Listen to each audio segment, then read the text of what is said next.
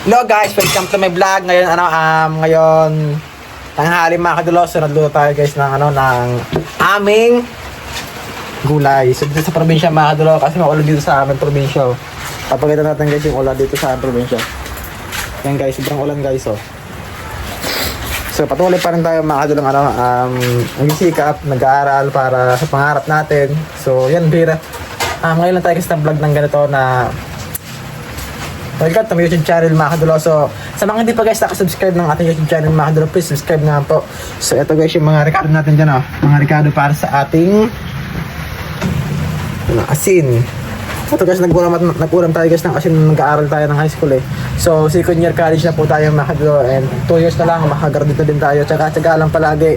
So, nagtatanong guys kung sino nagpapaaral sa ating mga kadulo, sa sikap po tayo mga kadulo, kasi isa po tayong pangalan na matulungin sa aking mga kapatid po. Ipapakita natin guys yung gulay na niluluto ko para sa aking kapatid. So kahit paano mga kadulo is yun, makakatulong tayo, and para hindi magutom yung pamilya ko, so ginagawa lang natin yung paraan para kahit paano is yun. So let's go guys. Ito guys yung kutsara natin Tara. Ito mga kadulo yung niluto natin Sobrang sarap din guys.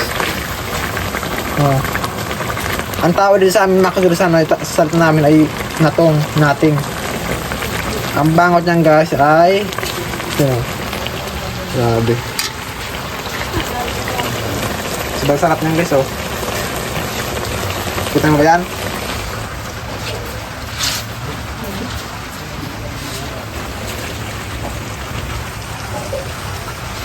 Sarap niyan. Papakita natin guys yung akin mga kapatid ngayon tanghali.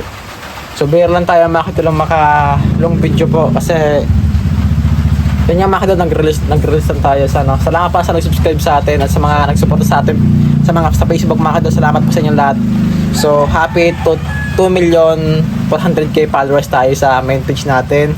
And salamat kasi hindi pa rin po ako sumusuko, and patuloy pa rin po ako nagsisikap para makaahon yung aking pamilya po, and puro kabutihan lang yung ginagawa ko mga kadulo. Wala pa akong ginagawa masama, and hindi pa rin po ako titigil hanggat hindi ko naabot yung aking mga pangarap. So, yan.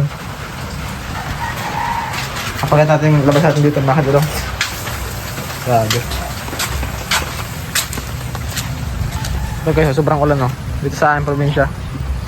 Nakita niya po yan.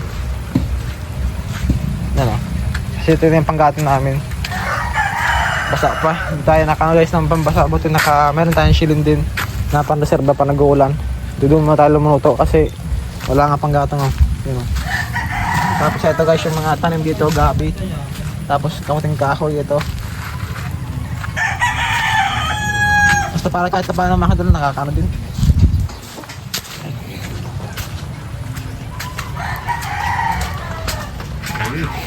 Tapos ito guys yung ating kapatid. Kuya. Kuya. Baba mo si kuya. Baba mo. Sipunin kasi yung mga kadulo ngayon kasi maulan talaga ngayong panahon. Tapos ito guys yung isa kong kapatid. Ano sabi mo sa akin? Nagpapalay sa ulam. Salamat sa ulam. Kain ko ni. Ito nga. Ito guys yung isa kong kapatid din. Ano sabi mo sa akin ngayon? Sabi mo salamat po sa nag-subscribe. Kasi ito guys yung isa kong kapatid. Salamat po sa ulam. Salamat po kuya sa ulam. So ito guys yung simpleng bahay namin dito. Yun, medyo madumi-dumi lang mga kadulo kasi dito kami nag-aaral, kasi dito po umuwi sa pag-aaral. And hinadlo tayo ng mga gulay para sa aking kapatid. Nagtatanong guys kung ilan kami magkakapatid po. Walo kami guys magkakapatid. Ako po yung panganay sa amin.